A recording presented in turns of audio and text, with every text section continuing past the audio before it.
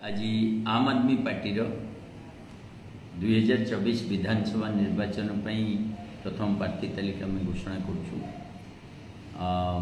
केंद्रीय नेतृत्व स्वीकृति पर ए तालिका बर्तमान प्रकाश पाँच।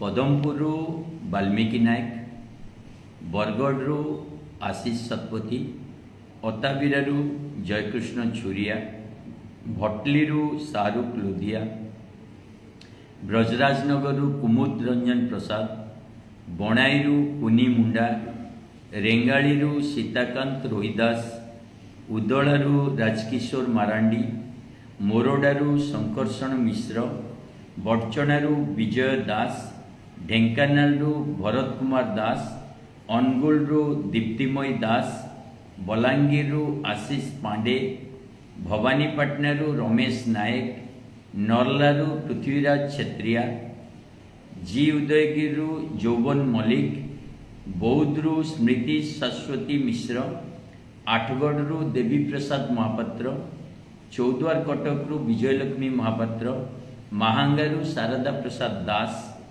पाटकुरारू अशोक कुमार त्रिपाठी, महाकालपड़ारू वैभवमनु बेउरा,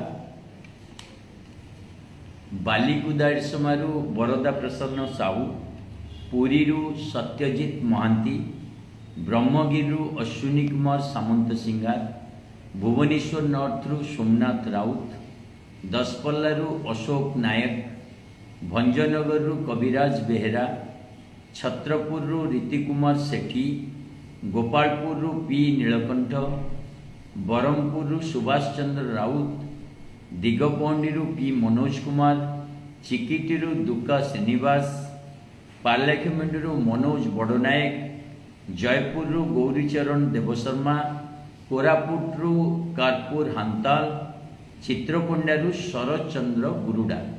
ये प्रथम लिस्ट।